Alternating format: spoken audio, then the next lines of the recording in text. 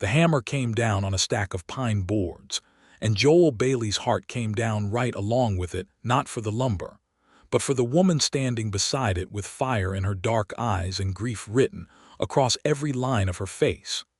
It was the spring of 1878, and the town of Harlan Creek, Texas, sat baking under a wide, merciless sky that offered no apologies for its heat.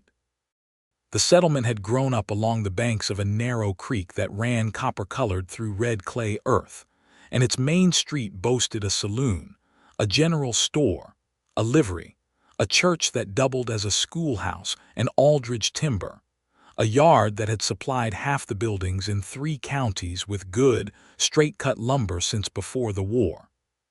But today the yard was being sold, piece by piece, to whoever had enough coin in their pocket, and the crowd gathered around the auction block smelled the desperation in the air the way buzzards smell something dying on a summer plain.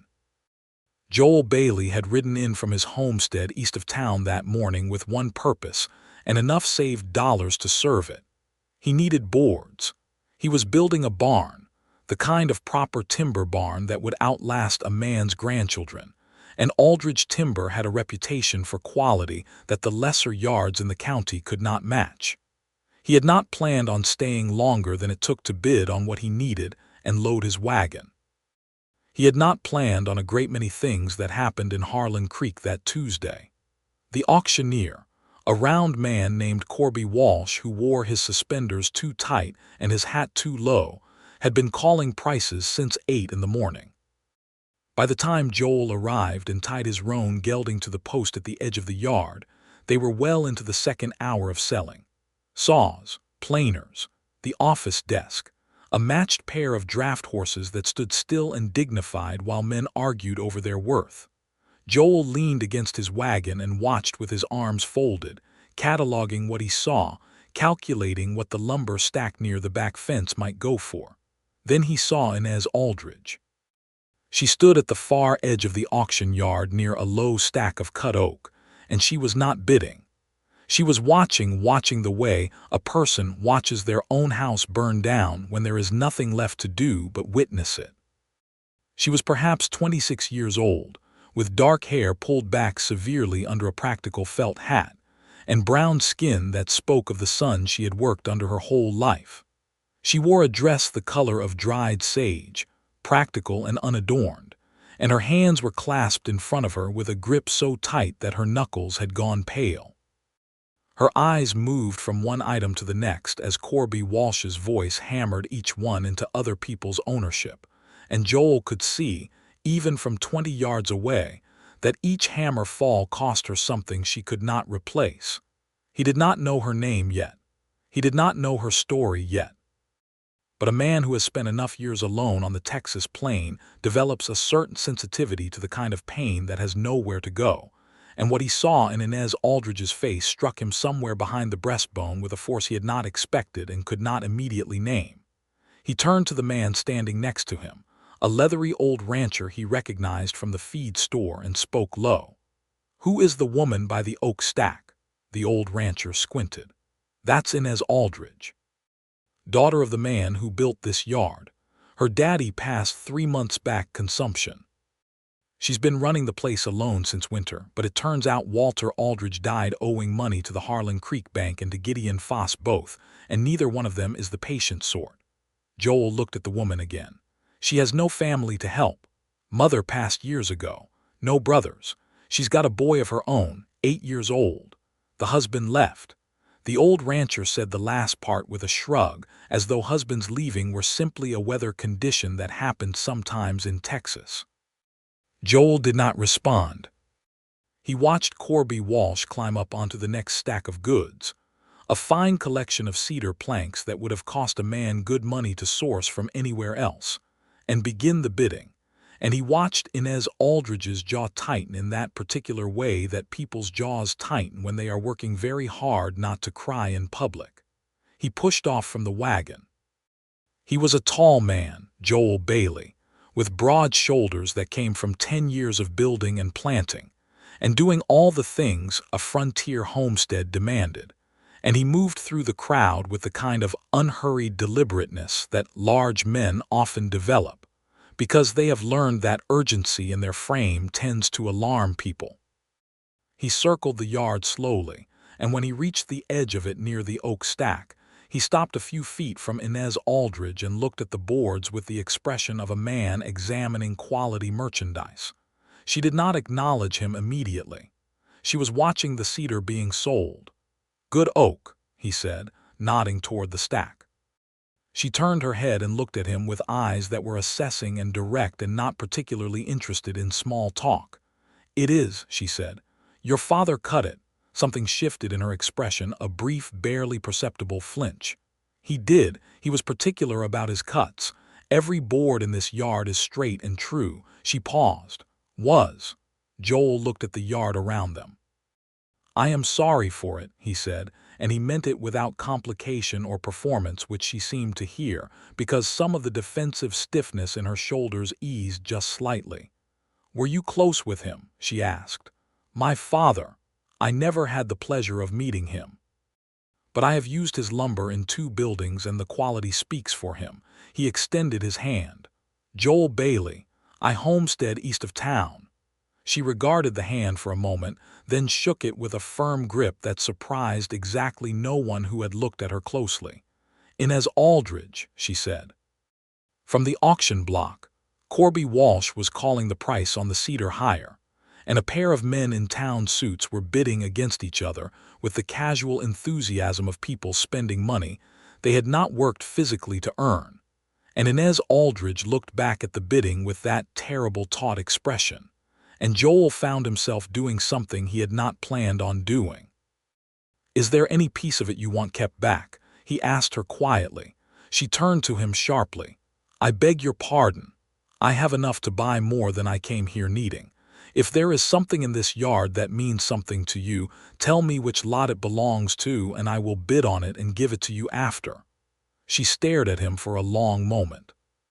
He could see her trying to find the angle, the catch, the price attached to the offer, and he did not rush her because she had every right to look for those things and he was a stranger to her. "Why would you do that?" she asked. "Because you are standing in your father's yard watching everything he built get knocked down to strangers, and because a man should not have to watch that if something can be done about it." He paused. "And because I am buying lumber today anyway, so it costs me nothing to bid on a little more." The last part was not entirely true, and she seemed to know it, but she let it stand. She looked at the yard again, scanning it, and then she said quietly, "His workbench. The one against the shed wall. He built it when he first came to Texas in 1859. It is not listed as a premium lot. Corby Walsh probably does not even know what it is worth, but it was the first thing my father made in this county, and I would rather it not go to someone who will use it to stack junk on." "What lot number is it?" Joel asked. 42, she said. "The miscellaneous shed items." He nodded once and moved back toward the center of the crowd, and Inez Aldridge watched him go with an expression that was careful and uncertain, and something else that she did not have a name for yet. When Lot 42 came up, Joel Bailey bid quickly and firmly, and when the man beside him tried to counter, Joel looked at him with the calm, settled expression of a man who has decided a thing, and the other bidder seemed to determine that this was not a hill he needed to die on and dropped out. The hammer came down. The workbench belonged to Joel Bailey, and the lumber stack he had come for went to him as well, and he carried both transactions to Corby Walsh's table without any particular display of self-congratulation. Inez found him at his wagon an hour later, when the auction had broken up, and the crowd was loading their purchases and drifting away in wagons and on horseback. She stood with her hands at her sides and looked at him with an expression he could not fully read. "You paid $4.50 for that workbench," she said, "more than it would have gone for otherwise." "I am a poor auctioneer's dream," he said agreeably, loading a board onto his wagon. "I want to give you the money back," she said. "I do not have it today, but I will." He turned and looked at her. "There is no debt between us," he said simply. "It was a gift." She was quiet for a moment, then she said, "I do not take gifts from strangers easily." "That is wise," he said. "I would not trust a woman who did." Something crossed her face that was almost a smile. It did not quite become one, because she was not a woman who smiled easily when she was in the middle of losing things, but it was close enough that he held onto the memory of it on the long drive back to his homestead. He unloaded the workbench carefully and set it in his half-built barn, and he stood looking at it in the slanted afternoon light, running his hand along the edge of the surface that Walter Aldridge had planed smooth 19 years ago in a state that was still finding its shape. And he thought about a woman with grief in her eyes and a grip like someone who had been holding on by herself for a very long time. He went back to Harlan Creek the following Saturday. He told himself it was for nails and a bolt of canvas, which was true enough. He bought both at the general store and loaded them into his wagon, and then stood in the street looking at the empty lot where the Aldridge timber yard had been, because the sign was still up but the gates were chained, and the yard behind them was quiet in the way that businesses go quiet when they have stopped being businesses. He found out from the woman at the general store that Inez Aldridge had a small house on the south side of town, the one with the yellow curtains, that she took in mending and sewing to keep herself and her son fed, and that it was a crying shame what had happened to the Aldridge name in this town, and that Gideon Foss, who had held the secondary debt, was a man whose generosity was considerably well known to stop at his own front door. Joel thanked her for the information she had offered freely and without invitation, and drove his wagon to the south side of town. The house with the yellow curtains was small and very clean, with a garden plot along the east side that had been worked carefully, and a boy of about 8 sitting on the porch steps whittling a stick with more determination than skill. The boy looked up at the approaching wagon with the frank stare that children in frontier settlements develop early, because a stranger approaching your house is something you assess quickly. "Good afternoon," Joel said, stopping the wagon at the road edge. "Is your mother home?" "She is mending," the boy said. "She is always mending." He said this without complaint, just as a fact about the world. "Who are you?" "Joel Bailey. I was at the auction last week." The boy considered this. He had his mother's dark eyes and a directness that clearly came from the same source. "My name is Thomas," he said. "My grandfather built that yard." "I know," Joel said. "He was a fine craftsman. I have some of his lumber." Thomas nodded as though this was satisfying information. "I will tell her you are here." He went inside, and a minute later Inez came to the door, wiping her hands on a cloth, and she looked at Joel with that same assessing directness her son had. "Mr. Bailey," she said, and her voice was not unwelcoming, simply measured. "Miss Aldridge," he said. "I was in town for supplies, and I found myself on your street, and it seemed discourteous not to stop." "It is a short street," she said dryly, which he liked immediately. "It is," he agreed. "I wondered if you might tell me, is there anyone in town who might take on work at a homestead? I need a barn roof raised, and I could use another pair of hands for a week." She looked at him steadily for a moment.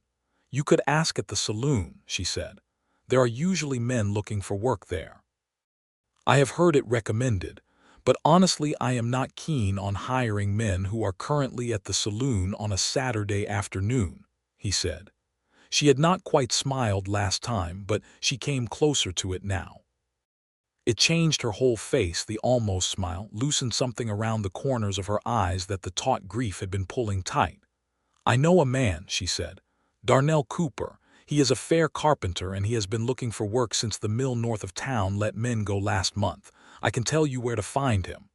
"I would appreciate that," Joel said. She gave him the information. He thanked her. He did not leave immediately. "How are you managing?" he asked, and the question was direct but not pitying, which she seemed to understand. She looked at the road and then back at him. "We are managing," she said. "Thomas is well. I have enough work to keep us. The house is ours. My father owned it free, and it was not part of the business debt, which was the only mercy in all of it." She paused. "That and Mr. Walsh was honest about the auction proceeds. After the bank and Foss were paid, there were $22 left. It is something." "It is something," he agreed. He looked at her, and she looked at him, and the afternoon sun fell on the yellow curtains, and on the boy Thomas, who had come back to the porch steps, and resumed his whittling with great seriousness.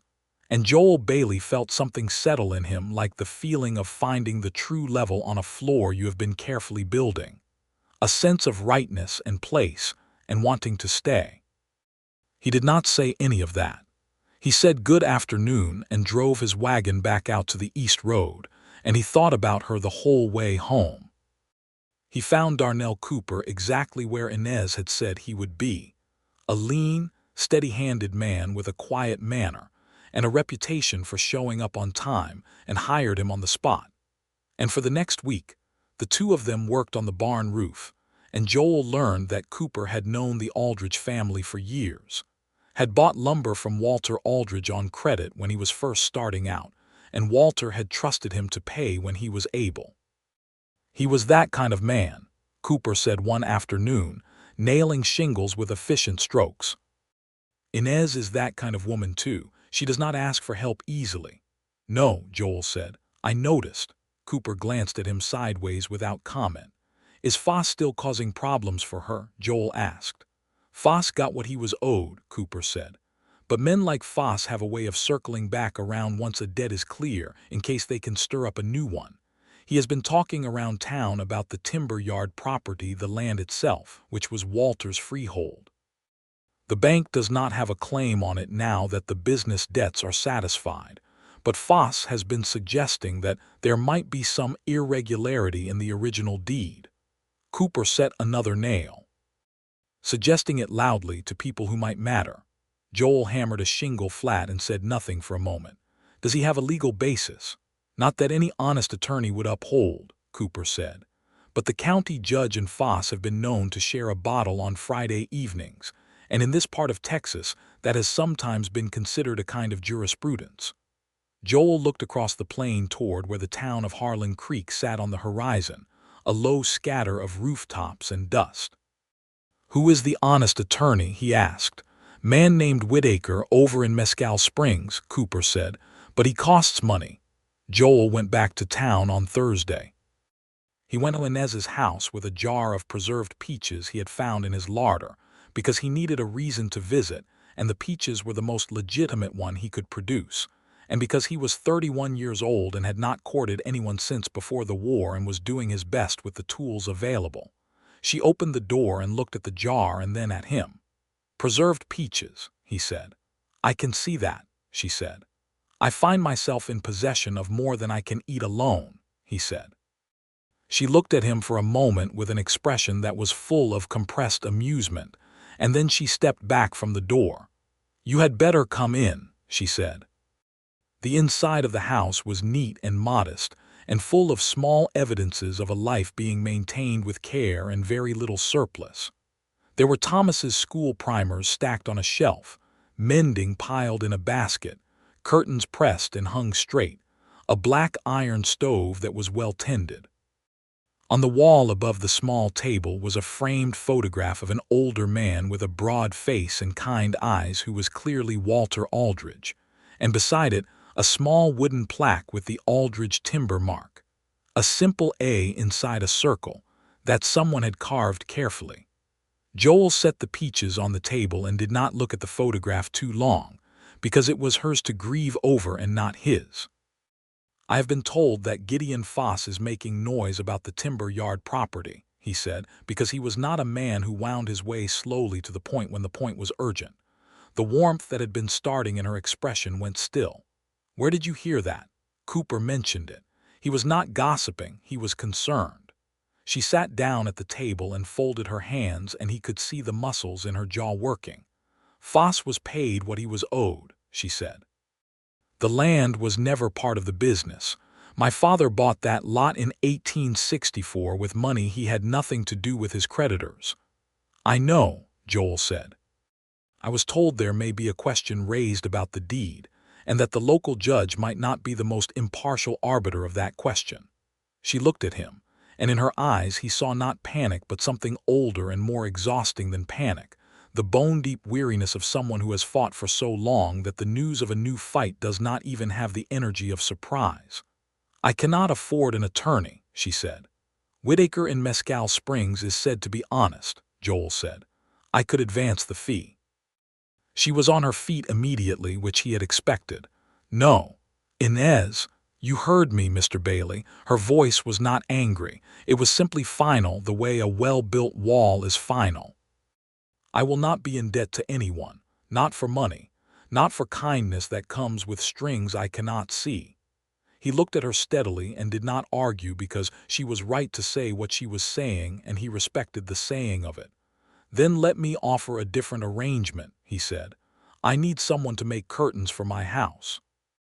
I have been living without them since I arrived because I am entirely incapable of producing anything useful with a needle and thread, and it has made my east-facing bedroom approximately as pleasant as waking up inside a lantern every morning. She stared at him.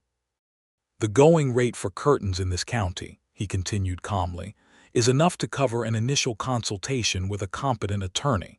If that is not sufficient, I also need 4 shirts made, because the ones I currently own have reached the end of their useful lives and are now better suited to patching than to wearing. There was a long silence.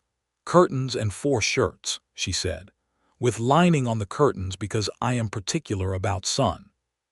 Something unlocked in her then, not a smile exactly, but the potential of one, spreading from somewhere inside and working its way upward. You are a very strange man, Joel Bailey, she said. I have been told, he said. Do we have an agreement? She sat back down slowly. We have an agreement, she said, for curtains and shirts, nothing more. Nothing more, he said, and he meant it, because what he wanted was not a debt between them but a reason to come back.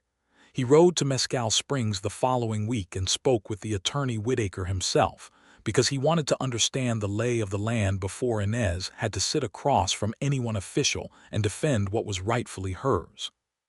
Whitaker was a thin, meticulous man who wore steel-rimmed spectacles and kept his office in a condition that suggested he found disorder personally offensive. Joel laid out what he knew about the Aldridge property and Foss's insinuations, and Whitaker listened without interruption, and then looked at his desk for a long moment. The original deed from '64 would be the critical document, Whitaker said. If it is properly recorded with the right county, mind you, not the municipal records that the business used, then Foss has no angle of entry regardless of what the local judge thinks about it. What is the right county? Joel asked. The property predates the current county lines, Whitaker said. When Walter Aldridge bought that land in '64, it fell under Terrell County jurisdiction. The deed would be in those records, not in Harlan Creek's municipal files. He paused. Unless Foss or someone sympathetic to Foss has been to Terrell County recently. Joel looked at him. How likely is that? In my experience, Whitaker said carefully, men like Foss hire other men to do careful things on their behalf, and then claim ignorance when those careful things come to light. Joel paid for the consultation himself. It was, he told himself, a personal expense, not an advance against a debt, and he rode back to Harlan Creek with the information sitting heavy and important in his mind. He went to Inez that evening with the information, not the cost of it. She listened to everything he said with her hands flat on the table and her eyes focused and clear, and when he had finished she said, "The deed is in my father's papers. I have them in a box under the bed. I have not read them carefully. I knew they existed, but I had no cause to examine them until now." "Read them tonight," Joel said. "If the Terrell County recording is there, we know where we stand." She looked at him. "Why are you doing this?" She asked, and it was a different question than the first time she had asked it, more genuine, less guarded. The first time she had been looking for the catch. Now she was genuinely trying to understand the man in front of her. He thought about it honestly before he answered, because she deserved an honest answer and not a convenient one. "Because what is happening to you is not right," he said, "and I have a skill set that might be useful to addressing it, and it costs me more to look away than to help." He paused. "Also, I find that I would like to continue having reasons to come to this house." The silence that followed that statement had a different quality than the previous silences. She looked at him, And he looked back at her, and neither of them looked away, and the lamp on the table between them threw warm light across her face and caught the moment that she decided to let herself hear what he had just said. "The curtains will be ready by Friday," she said, which was not exactly a response to what he had said but also absolutely was. The deed was in the papers under the bed, recorded in Terrell County, exactly as Whitaker had said it needed to be.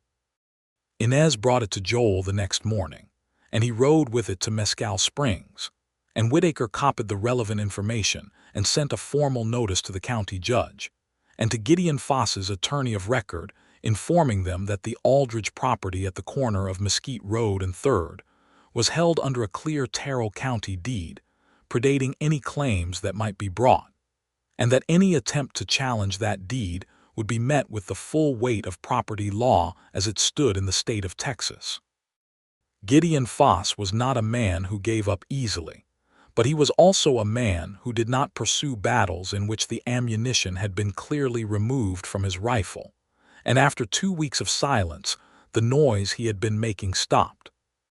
Joel delivered the news to Inez on a warm Friday afternoon, and she stood on her porch and heard it and then sat down on the step, very suddenly, with her hands over her face, and he sat beside her on the step and did not say anything because some things need to be felt before they can be talked about. After a while she took her hands down and looked at the street and said, "My father spent 20 years building that name. The yard was going to be my inheritance, not money but a trade, something real." She paused. "I will not let the land go." "You will not," he said. "I do not know what I will do with it," she said. "I cannot rebuild a lumber business alone with $22 and a son in school." She was quiet a moment. "But I will keep it." "That is enough for now," he said. She turned her head and looked at him, and they were sitting quite close together on the narrow step, and the late afternoon sun was very warm and gold on everything, and she said, "You have done a great deal for someone who came to town to buy boards." He looked at her. "I bought the boards," he said. "The rest was not part of the plan." "What was the plan?" she asked, and there was something soft and curious in how she asked it that was entirely different from the guarded woman in the auction yard. "Build a barn," he said. "Plant the south field, make it through the season." He paused, looking at her. "The plan has expanded somewhat." "Has it?" she said very quietly. "Considerably," he said. She looked at her hands for a moment. Then she said, "Thomas likes you." "He is a fine boy," Joel said. "He does not like people easily," she said. "He is like me in that." "I had noticed the family resemblance," Joel said. And she did smile then, a real one, full and sudden and entirely transforming, and it hit him squarely in the chest the way a thing does when you have been bracing for it and it arrives anyway. He came back the next Friday for the curtains, which were extraordinarily well made, with a double lining on the east-facing ones precisely as requested, and with a small detail of stitching along the hem that was not functional but was beautiful, a little vine pattern that wound its way quietly across the fabric.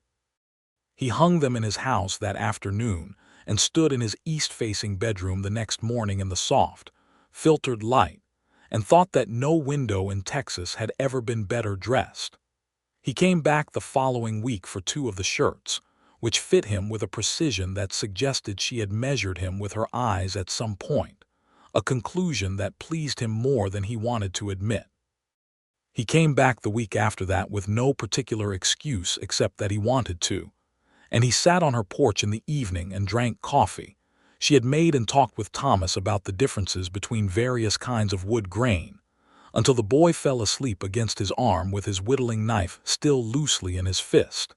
And Inez came and took the knife carefully and covered Thomas with a blanket and then sat back down in the other porch chair, and they talked for 2 more hours in the easy, widening way of 2 people who have discovered that their minds fit together. She had grown up learning the timber trade from her father, who had taught her to identify wood by smell and grain and weight before she was 10 years old. She knew the difference between first and second growth, knew how to grade a cut, had spent her childhood in the yard and in the schoolhouse in roughly equal measure, and had come out of it equally at home in both worlds. She had married at 20 because it had seemed like the thing to do, and because the man had been charming in the way that some men are charming when they want something, and considerably less charming when they have it.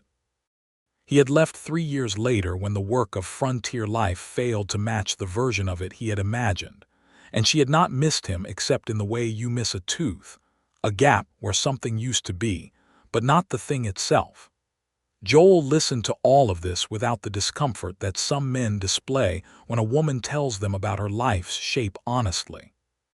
He listened with genuine attention, the kind that registers itself in a person's face, and when she was done he said, "You have been managing a great deal for a long time." "Everyone manages something," she said. "Not everyone manages it as quietly as you do," he said. She looked at him with those dark eyes in the lamplight that had come through the window and was casting its warmth across the porch. "And you," she said, "what are you managing quietly?" he told her. He told her about the farm in Missouri he had grown up on, and the war that had taken his older brother and changed every calculation about what a life was supposed to look like, and the years after when nothing had seemed worth the building, until he had found himself in Texas with an acre of red clay, and a sky bigger than anything he had seen, and an understanding that building things was what he knew how to do. That he had been building alone for 5 years and had become reasonably good at it, but that the evenings were long, and the rooms of his house had an echo to them that lumber and careful work could not cure. She heard that last part the way he meant it, and she did not look away. Summer came properly to Harlan Creek with a heat that turned the creek copper and made the horses stand in whatever shade they could find. Joel came to town regularly weekly, then sometimes twice weekly, and it became a thing that people in town noticed and referenced with the particular interest that small frontier communities take in the romantic arrangements of their members. Thomas began referring to him simply as Joel, without any apparent self-consciousness about having made that decision, and one Saturday morning he showed up at Joel's wagon when Joel was buying grain at the feed store and announced that he had decided to come along to the homestead to see the barn if that was acceptable. Joel looked at the boy and then at Inez, who had come to collect her son, and was standing with an expression that was half mortified and half laughing. "Thomas," she said. "He has been talking about the barn," Thomas said reasonably. "I want to see it." Joel looked at Inez. "I would be pleased if you both came," he said. "I have not had guests and the place would benefit from the observation." They came the following Sunday. Inez rode in the wagon beside Joel and Thomas rode in the back with the proud and somewhat precarious posture of a boy who has decided that this is an adventure and intends to experience it as such. The homestead was 3 miles east of town on a flat, clear stretch of good land that Joel had been working methodically into shape. A solid, square house of native stone and timber with deep eaves against the summer heat. A kitchen garden that showed evidence of serious attention. Corrals newly repaired. And the barn, which was finished now, its roof tight and its walls straight. A fine piece of construction that Inez walked around slowly when she got down from the wagon.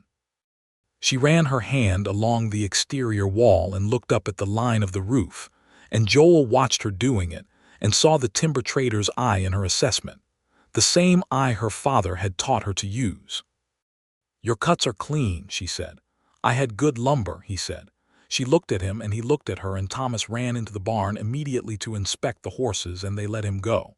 "It is a good homestead," she said, and it was not a casual compliment. It was the considered opinion of a woman who understood what building something from scratch required, delivered with the weight of that understanding. "It is coming along," he said.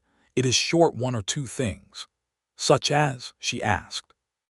"Curtains in 3 more windows," he said, which made her laugh. And her laugh was something he had been working toward for months, full and real and without reservation, tipping her head back slightly. And the summer light landed on her face, and he thought he had never in his life seen anything half as fine as Inez Aldridge laughing in the yard of his homestead.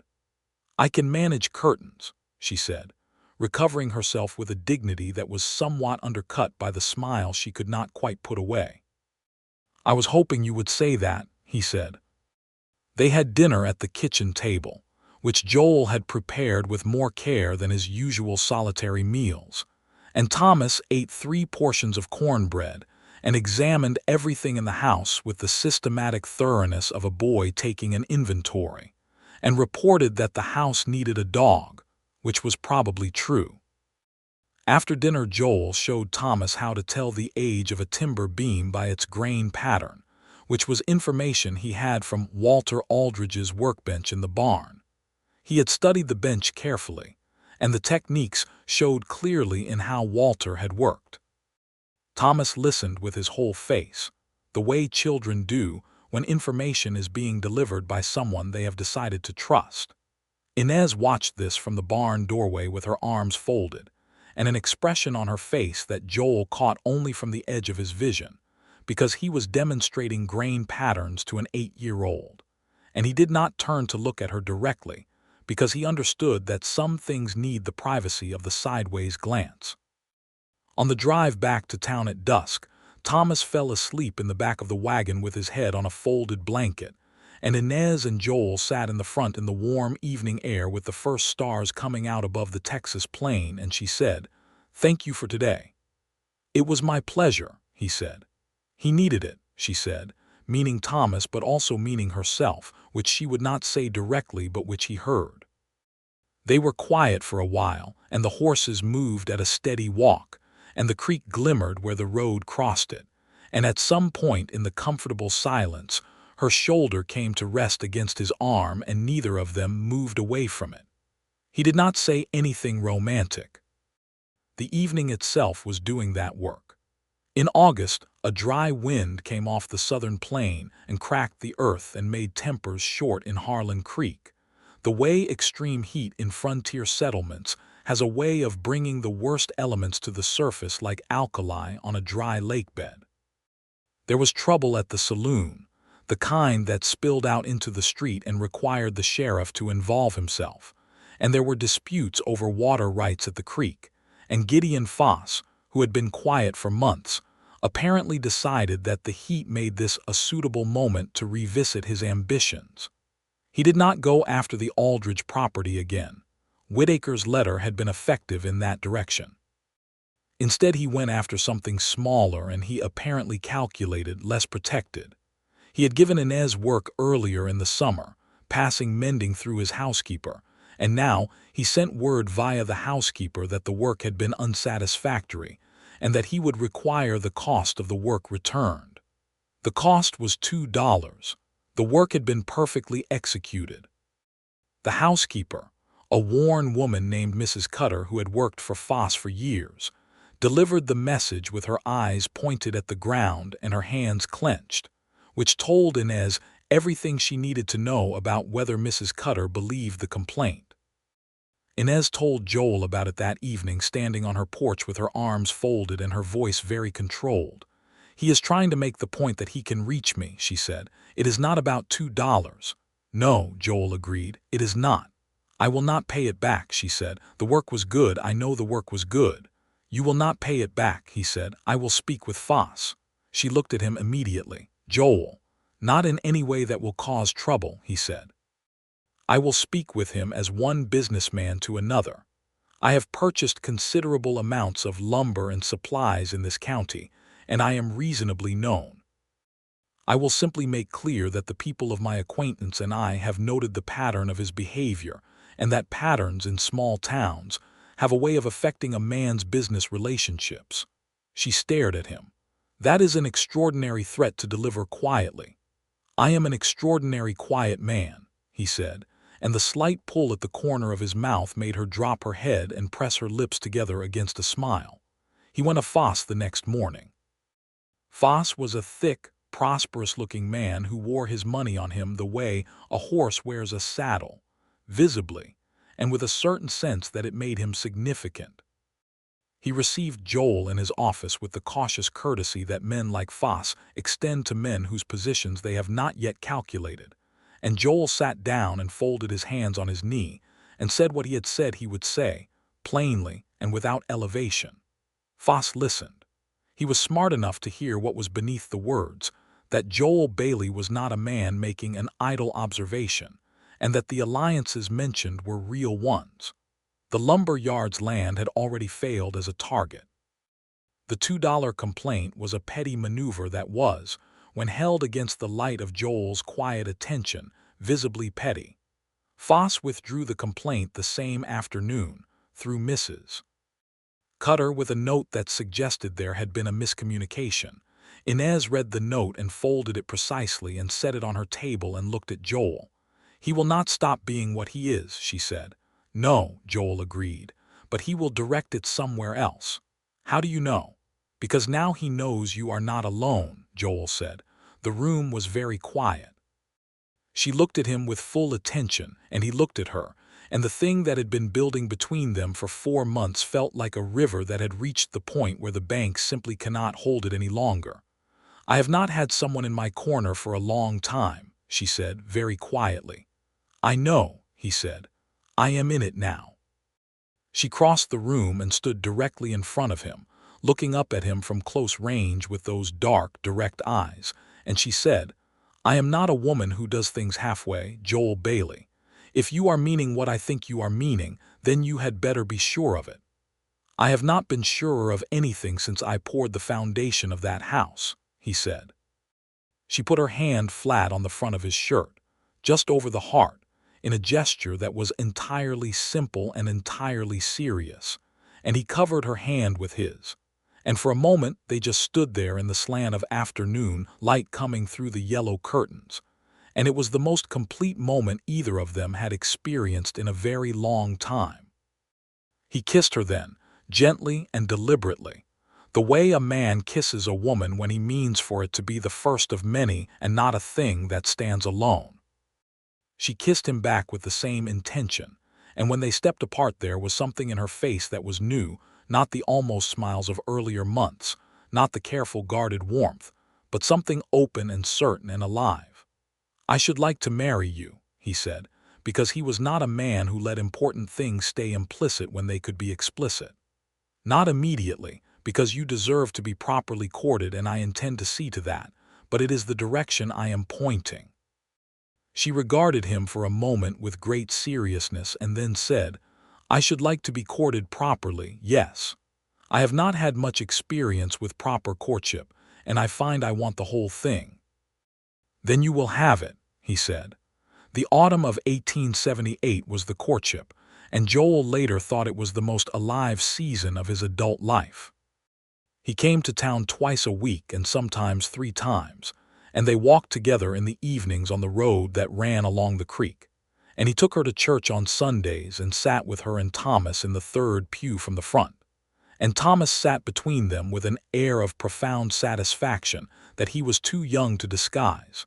And the congregation of Harlan Creek drew its own conclusions and were uniformly and enthusiastically correct. He brought her things, not lavish things, because his circumstances were solid but not extravagant, and she would not have wanted lavish things but thoughtful ones. A set of good sewing scissors because hers were worn. A book of botanical illustrations because she had mentioned once that she loved the precision of them. A length of wool fabric for a winter coat, dark blue, because he had noticed her looking cold and wearing the same inadequate jacket 2 weeks in a row. She gave him things in return. The remaining 2 shirts, which were even better made than the first pair. A jar of her preserved green tomatoes, which were remarkable.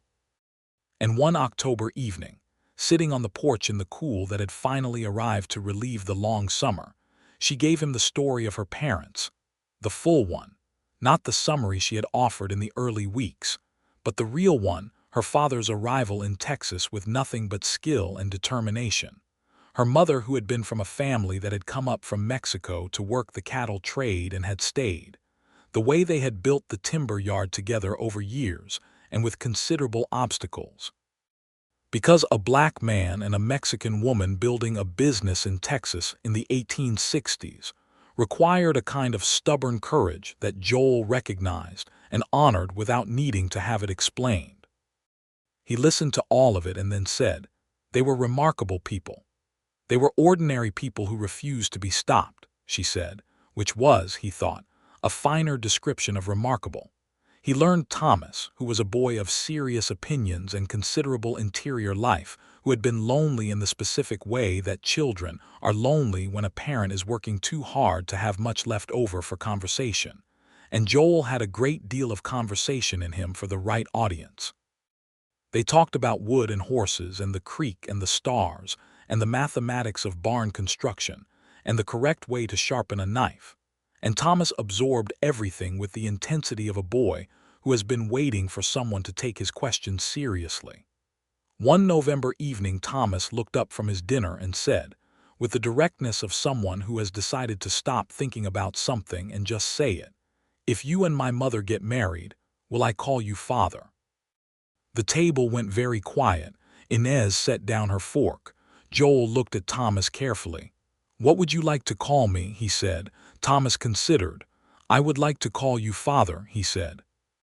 "I have not had one that was any use. I think you would be a useful one." Joel felt something in his chest that was not comfortable exactly, but was the furthest thing from unpleasant. He looked at Inez, who was looking at her son with an expression of love so unguarded and fierce it was almost hard to witness directly. "Then father it will be," Joel said, "when the time comes." Thomas nodded once, as though this had been a negotiation satisfactorily concluded, and returned to his dinner. On a cold December morning in 1878, with frost on the creek and the cottonwoods gone pale and bare, Joel Bailey asked Inez Aldridge to marry him on her own front porch, formally and with his hat in his hand, and she said yes without hesitation, and with a smile so full that the cold morning seemed to warm around it. They were married in January of 1879, in the little church that doubled as the schoolhouse, by the minister who had christened Thomas and baptized half the founding families of Harlan Creek. It was a small ceremony because neither of them needed an audience for the important things, but the town came anyway, because the town of Harlan Creek had its own investment in the outcome of this story and felt entitled to witness the resolution of it. Darnell Cooper stood beside Joel as his witness. Mrs. Cooper, who had become a friend to Inez over the previous months, stood beside Inez. Thomas sat in the front row in his best shirt with his hands folded on his knees, and the expression of a boy who has planned something carefully and is watching it arrive exactly as intended. Inez wore the dark blue wool coat that Joel had given her over her dress. It was January, and the church was cold, and she walked down the short aisle with her head up and her eyes on Joel's face, with an unself-consciousness that made everyone in the building feel they were witnessing something private and true. Joel looked at her coming toward him with the same expression he had had when he had first seen the quality of the barn roof's line on a clear autumn morning, the expression of a man who has done careful work and found that it has come out better than he had a right to expect. The minister's words were the standard ones, but they sat differently inside them than they had perhaps for other couples in this church, because the vows about staying in hardship and in ease had a specific and particular meaning for two people who had already done some of both together before the formal asking. When Joel said, "I do," his voice was steady and completely certain, and when Inez said it, she looked at him with those dark eyes full of everything that had been building since an auction yard in the spring. And it was the kind of eye contact that makes a room go quiet because everyone in it can feel the gravity of it. Thomas, in the front row, nodded once to himself with profound satisfaction. They moved Inez and Thomas to the homestead east of town in the first week of their marriage, loading everything from the small house, the sewing, the books, Thomas's whittling collection, the framed photograph of Walter Aldridge, the small carved Aldridge timber plaque, into Joel's wagon and then into the rooms of the stone house, which received it all and became something different with it there, lost its echo, became a home. Joel hung the photograph of Walter Aldridge in the main room above the fireplace, between the east-facing windows with their double-lined curtains, because it belonged where it could see the whole room, and Inez stood looking at it in its new place, and then turned and walked directly into Joel's arms and held on, and he held her back, and neither of them said anything because nothing needed saying. Thomas chose the smaller bedroom at the back of the house, and immediately set about decorating it with things he had collected from the creek and the field's interesting rocks: a hawk feather, a piece of wood that had been worked by water into an interesting shape, and within a week had turned it into an exact representation of the interior of his mind, which was apparently a cabinet of curiosities managed by an 8-year-old naturalist. The first winter of their marriage was a good one in the ways that matter. They worked the homestead together. Inez had grown up working, and she came to the homestead not as someone who expected to be maintained, but as someone who recognized good land and saw what it could become. She understood seasons and weather and soil in the way that frontier-born people do, and she had opinions about the kitchen garden and the south field that proved out to be correct, and Joel deferred to them gladly, because being right about something is not diminished by the correctness coming from the person you love. She continued her sewing, because it was skilled work that she was good at, and because additional income on a working homestead is never unwelcome. And she built a clientele that extended across 3 counties and that brought women to the homestead on Tuesdays who drank coffee in her kitchen and left with good work and the sense of having been in the presence of a woman who knew her craft. Darnell Cooper came by in February with news that the old Aldridge Yard property had been approached by a man from San Antonio who was looking to start a hardware business in Harlan Creek and would pay a fair price for the lot. Inez and Joel sat at the kitchen table that evening and talked it through from all directions. "It is your father's land," Joel said. "The decision is yours." "Our finances," she said, because she had been clear since before their marriage that what they built together was built together, equally and with equal voice. "Our finances could use the capital," he said honestly. "The south field needs proper irrigation and irrigation needs investment." She looked at the table for a long moment. "My father would not have wanted it to sit empty forever," she said. "He was not a sentimental man about land. He was sentimental about work and family, but land was a tool.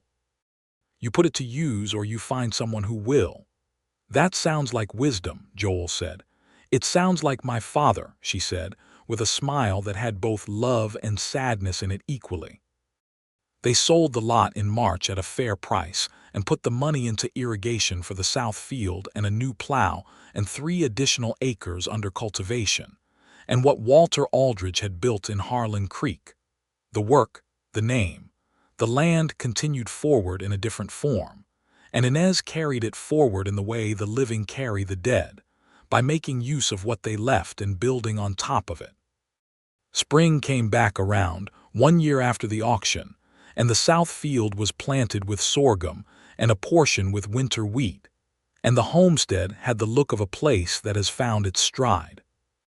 Joel worked from first light with the kind of focused contentment of a man who has everything he is working toward under the same roof as himself, and Inez worked alongside him, and Thomas grew 3 inches in his first year at the homestead, and developed the kind of easy outdoor competence that children develop when they are given land to run over and time to study it. On a warm April morning, almost exactly a year after the auction in Harlan Creek, Inez told Joel that she was expecting their child. She told him at the breakfast table, with Thomas already out at the corral and the kitchen full of morning light, and she said it in her direct, matter-of-fact way that was also, underneath, full of a shining that she could not entirely contain. Joel sat very still for a moment, and then he stood up from the table and came around to her side and took her face in both his hands with the greatest possible care, and looked at her for a long moment, and then kissed her forehead and then her mouth, and she put her hands over his and they stayed like that in the morning kitchen with the light coming through the lined curtains while outside Thomas was talking to the horses about something, his voice carrying in the clear spring air. "Are you well?" Joel asked. "I am perfectly well," she said. "I am experienced at this." "Thomas was a good result," he said. "He was an excellent result," she said. I have every expectation this one will be as well." He sat back down and reached across the table and took her hand and held it on the table between them, and they sat together quietly in the good morning with the good news between them, and it was the kind of moment that does not need anything added to it. They told Thomas at dinner that evening. He received the information with a thoughtful silence that was his particular form of processing significant things, and then he said, "Will it be a boy or a girl?" "We will not know until it arrives," Inez said. "I would prefer a brother," Thomas said, "but I will work with what comes." Joel looked at Inez and she looked at him, and the compressed laughter between them was one of the finest things in the world. Thomas gave them both a second look. "I am being reasonable," he said, with great dignity. "Completely reasonable," Joel said, without expression. The pregnancy moved through the summer and into the fall with the uncomplicated steadiness that good health and decent circumstances tend to produce. And Inez worked with adjustments rather than restrictions. Because she was not a woman who treated her body as fragile in any way, it was not actually fragile. And Joel watched over her with the specific attentiveness of a man in love, who is also a practical builder, meaning he solved problems quietly before they required her attention rather than hovering. He finished the addition to the house in September, 2 more rooms built off the east end, so that Thomas had a proper larger bedroom, and the baby would have its own from the beginning, which Inez had not asked for, and did not expect, and received with an expression that went straight to the category of things Joel Bailey would spend the rest of his life trying to produce again. "You built 2 rooms, she said, standing at the entrance of the addition with her hands over her mouth. "I have been building things for 11 years, he said. "It would be embarrassing if I could not build a couple of rooms." She turned around and looked at him with eyes that were bright and direct and full, and she said, "I love you, Joel Bailey." And it was the first time she had said it in exactly those words, in that order, without the frame of context around it, just the statement itself standing clear and alone. He looked at her for a moment with the full weight of what that meant pressing against his chest in the best possible way. "I love you, Inez Bailey," he said, and the name landed on her with the same weight, and she crossed the distance between them and came into his arms and pressed her face against the side of his neck. Thomas arrived in the doorway behind them, assessed the situation, and retreated with the tact of a person who has learned to read rooms. Their son was born in November of 1879, on a clear cold night when the stars were extraordinary overhead, and the creek ran quiet below the eastern field. Joel was there for all of it, because he had asked the midwife before the time came whether he should stay, and she had said that was between him and his wife, and Inez had looked at him and said, "Stay," simply, and he had. The boy arrived with a full set of opinions about the world, expressed immediately and at volume, and Inez laughed the moment the cry started, a relieved, joyful sound that Joel thought was the finest sound in the world, until the midwife put the boy in his arms and he looked down at a face that was very new and very complete, and then he could not rank anything because the scale had changed. They named him Walter, for the man in the photograph above the fireplace. Thomas came in when it was permitted and stood beside the bed where Inez lay with the baby and looked at his brother with an expression of complex assessment. "He is very small," he said.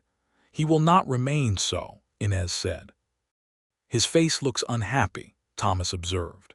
"That will also change," Joel said.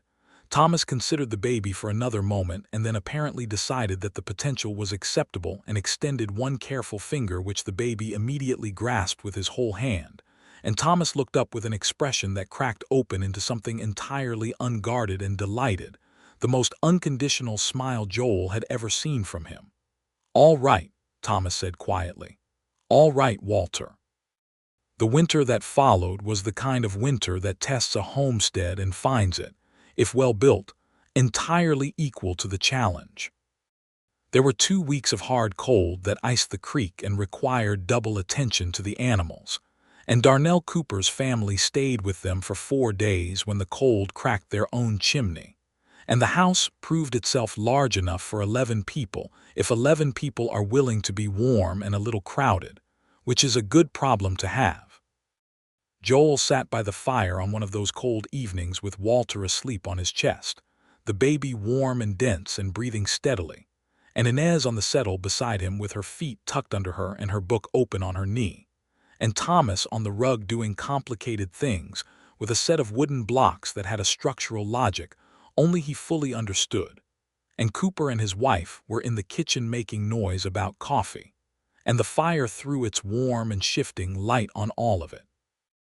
Joel looked at his wife and his sleeping son and his boy on the rug and the photograph of Walter Aldridge above the fireplace, and he thought about a spring morning in a lumber yard, and a woman with fire in her eyes standing beside a stack of oak, and the way the whole shape of a life can pivot on a single, ordinary Tuesday if you happen to be paying attention. Inez looked up from her book and met his eyes and saw whatever was on his face and gave him a slow, full smile, the one that still hit him in the chest after nearly 2 years of seeing it. "What are you thinking?" she asked. "I came to that auction for lumber," he said. She raised her eyebrows. "And I believe I got rather more than I bargained for," he said. She reached over and put her hand on his arm, warm and certain. "You got exactly what you bargained for," she said. "It is simply that you did not know you were bargaining for it." "That is a finer way of putting it," he said. "I am often right," she said with great dignity and returned to her book. Walter made a small sound against Joel's chest, the sound of a sleeping baby adjusting to a more comfortable position, and Joel settled his hand over the boy's back and felt the steady breathing and the warmth of new life that is somehow the most serious and the most miraculous thing in the world simultaneously. Spring came back again, the spring of 1880, and the South Field produced its best season yet with the irrigation properly installed and another 10 acres newly broken. And the homestead had the look of a place that has found not just its stride, but its voice, the particular character of a piece of land that has been worked with both skill and love, which are different things, and together make something neither can make alone. Thomas turned 10 and became a boy who spent his Saturdays learning to ride properly, and his evenings reading everything he could find, and his mornings helping with whatever needed helping, because that was simply how the homestead worked. And he had grown into the kind of boy who was quiet in the way of someone who listens more than he speaks, and therefore has considerably more to say than most people expect. He had his grandfather's precision, and his mother's directness, and something that was entirely his own, a quality of observation that found the interesting thing in any situation, and tracked it with a patience that Joel suspected would serve him very well in whatever direction he pointed himself when the time came. Joel found him one April morning sitting in the barn on the step of the old workbench, Walter Aldridge's workbench, with his notebook open, sketching the grain pattern of the oak with careful lines. "What are you recording?" Joel asked. "The way the rings change near the knot," Thomas said, not looking up. "The lines compress and then widen out again. I want to know why." Joel sat down beside him and looked at the sketch, which was genuinely good, precise, and curious at once. "The tree grew around an injury," Joel said. "The knot is where a branch was. The rings compressed because the tree was working harder in that spot." Thomas looked at the drawing and then at the bench. "So the hardest parts of the wood are the places where it was most tested," he said. "Yes," Joel said. Thomas considered this for a moment and wrote something in his notebook. "That is interesting," he said, with the tone of someone noting a conclusion they intend to apply broadly. Joel looked at the boy beside him and the old workbench, and the barn he had built with good lumber in the year he had come to this county, and he thought that some things are as exact as grain patterns, and some things cannot be measured in any unit he could name, and both were equally real. He told Inez about it that evening, sitting at the kitchen table after Thomas had gone to bed, and Walter was asleep in his room making the small, contented sounds that babies make when they have been sufficiently fed and are in the process of becoming slightly larger. She listened with her chin in her hand and her eyes warm and a smile that was quiet and deep. "He is going to be extraordinary," she said. "He already is," Joel said. "Do not tell him that," she said. "His head is already somewhat large." "His head is perfectly proportioned," Joel said. "He has your eyes, you know, the same look." She looked at him. "What look?" "The one that sees more than it says," he said. She reached across the table and touched his face with her hand, the way she had begun to do in the evenings when the day had settled, and the house was quiet. A gesture of pure and uncomplicated love that he had come to arrange his days around without fully acknowledging it to himself. He turned his face slightly and kissed her palm, and she left her hand there for a moment, and the kitchen was warm around them with the lamp burning low. In the summer of 1880, Darnell Cooper stopped by the homestead on a Saturday with news from town. A new school had been approved for Harlan Creek, a proper schoolhouse, to be built separate from the church, and the town council was looking for someone to oversee the construction. They needed someone who knew timber and construction and could be trusted to bring it in honest and well built. "They thought of you," Cooper said to Joel, sitting on the porch. Joel looked at Inez, who was standing in the doorway with Walter on her hip. "He should do it," she said immediately. "It is a fair amount of work," Joel said. "You have been wanting more to do since the South Field settled in," she said. "You have been constructively restless for 2 months." He looked at her. "Have I? You built a new fence for no reason 3 weeks ago," she said. "The old fence needed replacing," he said. "The old fence was perfectly adequate," she said. "You just needed something to build." Cooper was smiling into his coffee. Joel accepted the project, which took from September through the following spring, and proved to be exactly the thing she had identified. A worthy project that required his full attention, and that produced something useful and lasting. A proper schoolhouse with good cedar floors and large windows for light and shelving built into 2 walls, and a stove capable of warming the room through a Texas winter. When it was finished in April of 1881, Thomas was one of the first students through the door on the opening morning, and he turned in the entrance and looked at the room, and then at his father standing back near the wagon, and gave a nod of genuine appreciation that Joel received with equal gravity. Inez stood beside Joel watching the children file in, Walter on her hip as usual, the boy now 18 months old and actively interested in everything in his visual field. She slipped her hand into Joel's as the door closed on the last student. "Your father built things," she said, not as a question. "He did," Joel said. "Furniture mostly. He had a shop." "Thomas is going to be a builder of some kind," she said. "The observation, the precision, the patience, it is all there." "Or a scientist," Joel said. "He reads everything he can find about natural history." "Maybe both," she said. "The frontier is going to need both." He looked at the school, and then at his wife and his youngest son and the clear spring morning around all of it, and he felt the kind of settled completeness that is not complacency, but its opposite, the knowledge that something real has been made, that the shape of a life has been worked into something true. "I want a third," he said. She turned and looked at him with those dark eyes full of consideration and something warm underneath. "Do you?" "When you are ready," he said, "if you want it." She looked at Walter, who was attempting to remove a button from her dress with great concentration. "I think I want it," she said.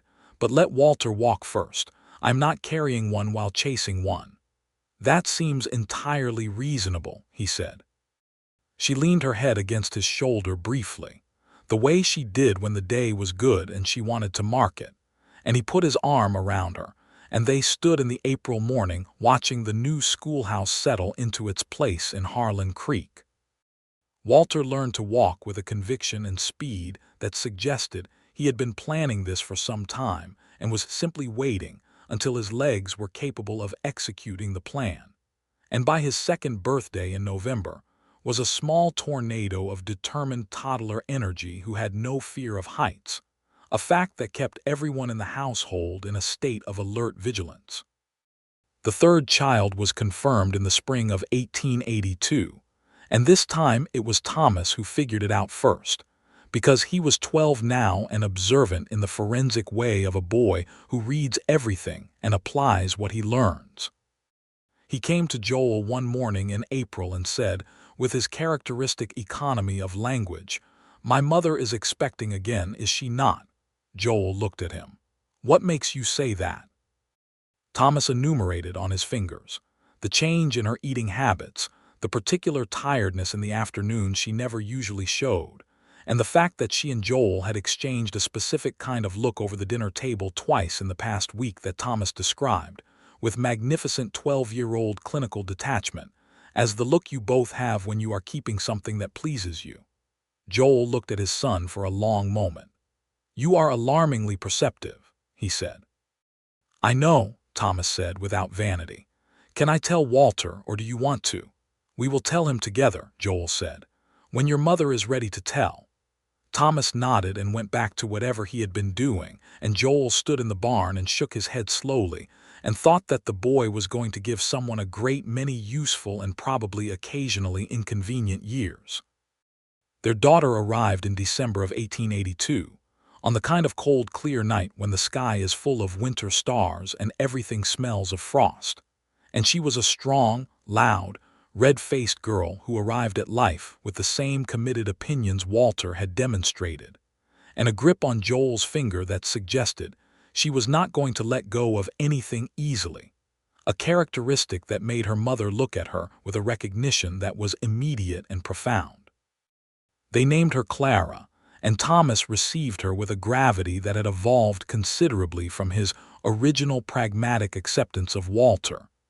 He held her in the first hour with the very careful posture of a young person who has understood that he is holding something irreplaceable, and when she gripped his finger the way she had gripped Joel's, the expression on his face was everything. Walter, 2 years old, approached the situation from the angle of scientific inquiry and announced, after study, that she was very small and loud but acceptable, which was generous of him, and then went to find his blocks. The house that winter was fully, unmistakably, rewardingly full, and Joel lay awake on the night of Clara's birth listening to the sounds of his family around him in the dark. Inez breathing slowly beside him in the sleep of complete exhaustion and relief, the baby's small sounds from the cradle, the deeper quiet from the boys' rooms, the creak of the frost on the window. He thought about a man who had driven a wagon east on a Tuesday morning in the spring of 1878, with a list of what he needed, and the straightforward intention of buying the things on it and coming home. He thought about what you cannot put on a list and cannot plan for and cannot measure in any unit you have a name for.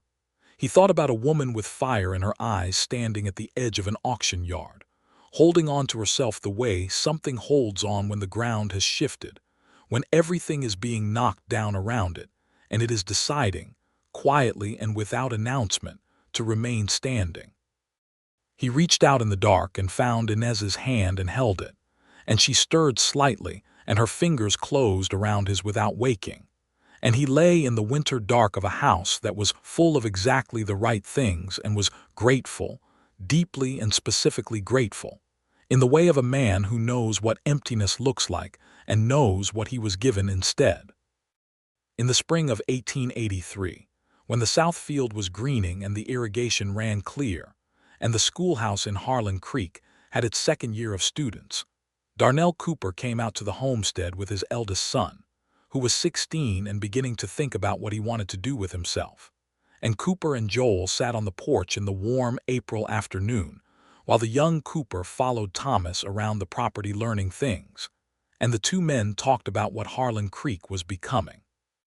The town had grown in the 5 years since Joel had driven into it for an auction. 3 new businesses on the main street, a proper hotel, a doctor, finally, who had come down from Abilene. The railroad was surveying, which meant the county's relationship with distance was about to change entirely. "There will be opportunity," Cooper said, "for people who are positioned." Joel looked at the south field. "We have land and we have labor and we have a good yield history now," he said, "and Inez has built a sewing clientele that runs in a direction I suspect the railroad will expand." She should set up properly, Cooper said. Not just from the house, an actual shop. Joel had thought about this himself, but he had not raised it because it was her livelihood and her choice, and he did not presume to manage what was hers. But the conversation with Cooper crystallized something. He raised it with her that evening carefully, as a possibility rather than a plan. She listened from her chair by the fire where she was mending something of Clara's by lamplight, and her expression through the conversation was thoughtful rather than defensive, which meant she had been thinking about it herself. "I have thought about it," she confirmed. "There is a space available on the main street next to the apothecary. It is small but sufficient." "Can we manage the investment?" he asked. "We can," she said. "Just if the fall harvest is what this spring suggests." "I believe it will be," he said. She looked at the fire for a moment. "My mother was a seamstress before my father's business grew enough to keep them both," she said. "She would have liked to see this." "She would be proud," Joel said. "She was hard to impress," Inez said with a smile. "But yes, I think so."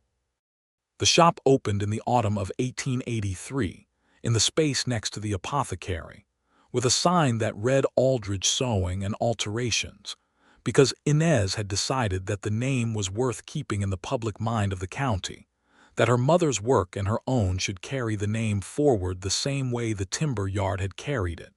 And Joel thought this was exactly right and said so, and hung the sign himself. The shop was an immediate success in the way that good work in an underserved market tends to be successful, because frontier towns have a great many people who need their clothing made and repaired well, and not very many people who can do it at Inez's level. She hired a girl from town, the quiet eldest daughter of one of the homesteading families, to help with basic alterations, and trained her carefully, because Inez was constitutionally incapable of doing work badly or permitting work done in her vicinity to be done badly. Thomas, 14 by the fall of 1883, had grown into a young man of striking capability and slightly alarming range. He was the best student in Harlan Creek school by a considerable margin, had read through everything available to him, and had begun corresponding, through the school's new teacher who had attended a university in the East, with a natural historian in Austin who had apparently been extremely surprised and then extremely interested by the quality of observation in the letters he received from a 14-year-old in a frontier settlement. He still helped with the homestead in the mornings as if it was simply what one did, which it was, and he was good with his hands in the specific way that children who have been taught well are good, and he had his grandfather's bench in the barn, and used it for things that would have made Walter Aldridge quietly proud: careful work, patient work, straight and true. Walter, now 3 and on his way to 4, was the household's primary entertainment and challenge in roughly equal measure.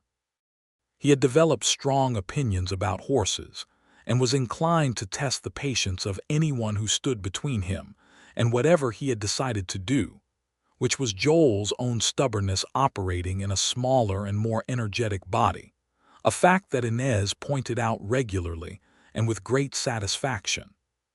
Clara was beginning to talk with the same forthright directness as her mother, in complete sentences, and with a seriousness of purpose that made everyone who interacted with her slightly recalibrate their expectations of 1-year-olds. In the winter evenings of 1883 and into the good spring of 1884, the homestead ran at its full capacity, which was considerable. There was the land and the animals and the schoolhouse project, which had led to 2 additional building contracts in the county, and the sewing shop, and the children at their various ages and their various velocities.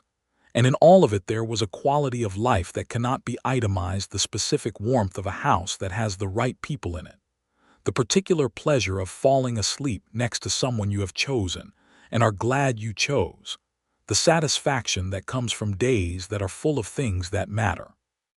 Joel drove into Harlan Creek one May morning of 1884, 6 years nearly to the day after the auction, and tied his horse at the same post where he had tied the roan gelding that first day, and stood for a moment looking at the main street that had changed and grown, and that now included a sign down the block that said Aldridge Sewing in clean painted letters. He stood there and let the morning settle around him. The cottonwoods along the creek were in full leaf. The schoolhouse bell rang in the distance. Somewhere on the street, a man was laughing at something another man had said, and a dog was having an opinion about a wagon passing, and all of it was the sound of a working, living, ordinary Tuesday morning in a small Texas town. He had come here for lumber on a Tuesday morning 6 years ago. He had come back twice a week since then, and would come back twice a week for the rest of his life, and every trip back was for something that could not be measured in boards. He went to the sewing shop. Inez was inside at the cutting table with her measuring tape around her neck and her reading spectacles on. She had needed them for close work for 2 years now, and wore them with the matter-of-fact practicality of someone who requires a tool and acquires it, and she looked up when the bell above the door rang. She took the spectacles off and set them on the table and looked at him. "You have a particular expression," she said. "Do I?" he said, coming in and closing the door behind him. "You have the expression you have when you are feeling something that you want to say out loud," she said. "I know all your expressions, Joel Bailey." "I know," he said. "It is one of the things I rely on." She looked at him, waiting, with those dark eyes that had never lost their directness, that had softened in him over the years without losing their precision, that still looked at him with the clear and steady warmth of a woman who has decided a thing and does not require constant reassurance about the decision. "I was thinking about the auction," he said. She smiled slowly. "Were you?" "I came here for boards," he said. "And," she said, "I want you to know," he said, "that it is the best unplanned purchase I have ever made." She laughed then, her real laugh, the full one, tipping her head back slightly, and it filled the small shop the way it had always filled wherever she directed it. And he crossed to her, and she put her hand against his chest the way she had the first time, and he covered it with his, and they stood together in the May morning light coming through the shop window, and outside on the street Harlan Creek went about its business. And in the stone house east of town, Thomas was doing something careful and precise with a notebook, and Walter was attempting to convince someone to let him do something he should not, and Clara was sitting in the kitchen learning new words in the voice of someone who means to use them, and the south field was green and straight and good. Joel kissed his wife in the morning light of a sewing shop that bore her mother's name, and she kissed him back with the full and undefended warmth of a woman who has been loved well and knows it. And the bell above the door said nothing, and the morning held everything, and it was precisely and completely enough. He had come to the auction to buy lumber. He had left having bought something that could not be measured in boards, that had no unit of weight or volume, that resisted every category except one, the realest category, the oldest one, the one that a man can spend his whole life building and still not fully describe. He had come back for it twice a week for 6 years. He intended to keep coming back.